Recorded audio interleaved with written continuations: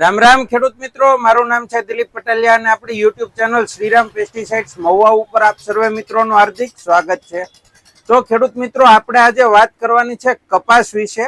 અત્યારે મોટા ભાગના કપાસ જે છે એ ઉગી અને 20-25 દિવસ 30 દિવસ આજુબાજુના થઈ ગયા છે મોટા ભાગના કપાસ। તો એના અંદર અત્યારે આપણે પ્રથમ ડોઝ કયો મારવો જોઈએ અને એના અંદર અલગ અલગ દાખલા તરીકે સુકારાના કેવા પ્રશ્ન હોય તો એના અંદર આપણે કઈ દવા વાપરવી જોઈએ, તો એના વિશે આપણે આજે આ વિડીયોની અંદર ચર્ચા કરવાની છે। તો સૌપ્રથમ આપણે વાત કરીએ કે ઘણા ખેડૂત મિત્રોના એવા સવાલ છે કે દિલીપભાઈ, અમારે ખેતરની અંદર પાણી વધારે ભરાઈ રહેવાથી અથવા વધારે પ્રમાણમાં વરસાદ થવાથી અત્યારે છોડ સુકાઈ જાય છે, ઊભા જે કપાસના છોડ છે એ મરી જાય છે, તો એમાં અમે શું કરી શકીએ? તો એમાં ખેડૂત મિત્રો, તમે આ જે ઇનવોય છે સુમિટોમો કેમિકલ્સ લિમિટેડનું ઇનવોય, અને એની સાથે તમારે વાપરવાનું છે રમ્પસ, આ પણ સુમિટોમો કેમિકલ્સ ઇન્ડિયા લિમિટેડનું છે।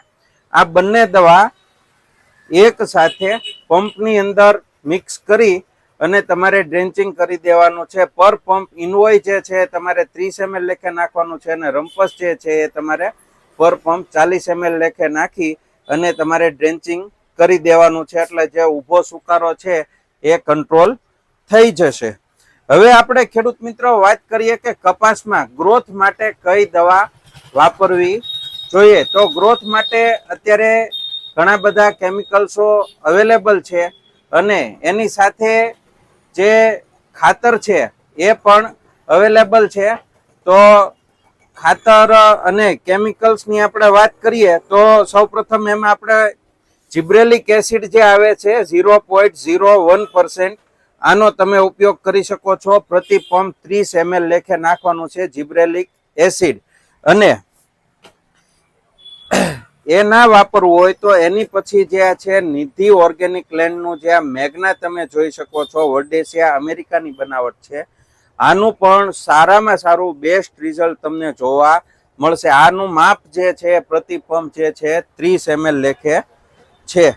હવે પ્રોજીબ ઇઝી જે સુમિટોમોનું આવે છે 40% ફોર્મ્યુલેશનની અંદર, WSG ફોર્મ્યુલેશન પ્રોજીબ ઇઝી, આનો પણ તમે ઉપયોગ કરી શકો છો। આ જે કેમિકલ જે થયા એ તમામ દવાઓ કપાસની અંદર અત્યારે શરૂઆતના સ્ટેજની અંદર કોળ માટે સારામાં સારો ઉપયોગ થતો હોય છે અને એના રિઝલ્ટ પણ ટોપ મળતા હોય છે।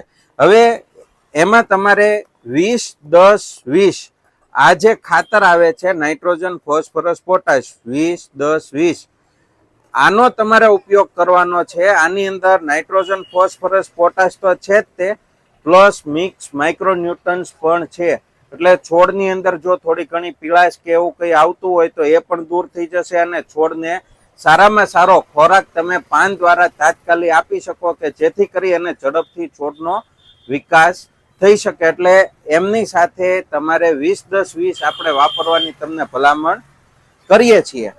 હવે ખેડૂત મિત્રો, વાત આવે છે કે એના અંદર આપણને થોડા ઘણા રોગ જીવાત કદાચ જોવા મળતા હોય, દાખલા તરીકે થ્રીપ છે, લીલી પોપટી છે, સફેદ પોપટી છે, આવું તમને જો કંઈ જોવા મળતું હોય તો એનું આપણે નિયંત્રણ કઈ રીતે કરી શકીએ?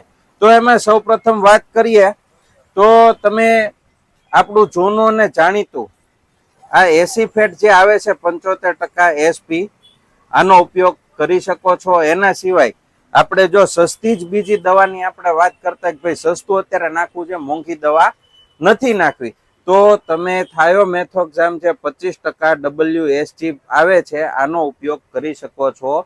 ધાનુકા કંપનીનું આપણી પાસે હરેવા છે, માર્કેટની અંદર પુષ્કળ જાજી બધી ઘણી કંપનીઓના થાયોમેથોક્ઝામ 25% અવેલેબલ છે, તમે કોઈ પણ લઈ શકો છો। હવે જો થ્રીપ્સ છે કપાસની અંદર, તમને પાનની અંદર 2-4 થ્રીપ્સ જોવા મળે છે, આવો કોઈ છે તમને હોય તો એના અંદર તમારે વાપરવાનું છે પ્રોફેનોફોસ જે 50% EC ફોર્મ્યુલેશનની અંદર આવે છે, આનો તમારે ઉપયોગ કરવાનો છે। જૂનું અને જાણીતું નામ સેલક્રોન, આનો તમે ઉપયોગ કરી શકો છો પ્રતિ પંપ 30 ml લેખે। હવે આપણે એવી દવાની વાત કરીએ કે એક જ દવા અને તમામ જીવાત સાફ કપાસની અંદર, તો એના અંદર તમે સિમોડિસનો ઉપયોગ કરી શકો છો। સિજન્ટા કંપનીનું જે આ સિમોડિસ છે, આનો તમે ઉપયોગ કરી શકો છો. આનું પણ રિઝલ્ટ ખૂબ સારું છે. આ તમારે ઈયળ અને તમામ પ્રકારના ચૂસ્યા પ્રકારની જીવાતને પણ સાફ કરી દેશે. અને બીજી આપણે એવી જ દવાની વાત કરીએ તો સહારા ઇન્ટરનેશનલ કેમિકલ્સનું ટોલફેરા, કે જે અત્યારે ખૂબ જ માર્કેટની અંદર પ્રસિદ્ધ છે અને ખેડૂતના મોઢે જેનું નામ છે એ છે સહારા ઇન્ટરનેશનલ કેમિકલ્સનું ટોલફેરા. આ પણ એક જ દવા અને તમામ જીવાત સાફ, કપાસની અંદર ચૂસ્યા પ્રકારની જીવાત હોય, લીલી પોપટી હોય, સફેદ પોપટી હોય, મોલો મસી હોય કે કોઈ પણ પ્રકારની ચૂસ્યા પ્રકારની જીવાત હોય તો આ એક જ દવા અને તમામ પ્રકારની જીવાત સાફ થઈ જશે.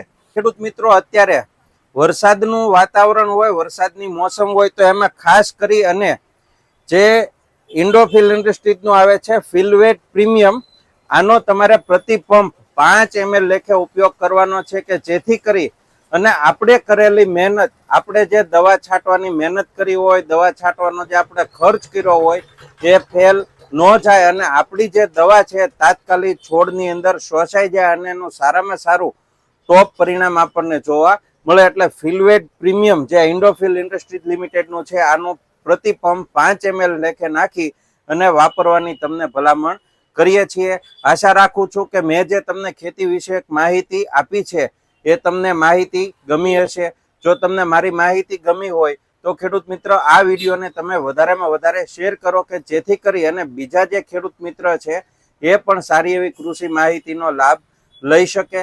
અને આપણે વોટ્સએપ ગ્રુપ પણ શરૂ છે આપણા શ્રીરામ પેસ્ટિસાઇડ્સના, તો એના અંદર જો તમારે જોઈન્ટ થવું હોય તો આજે તમને અત્યારે વોટ્સએપ નંબર બતાવી છે, એના ઉપર તમે તમારું આખું નામ, ગામ લખી અને જણાવજો, કે જેથી કરી અને અમે તમને ગ્રુપની અંદર જોડી શકીએ અને સારામાં સારી કૃષિ માહિતી તમને તાત્કાલિક સુધી પહોંચી શકે. એ સાથે જ અમને રજા આપશો. જય જવાન, જય કિસાન.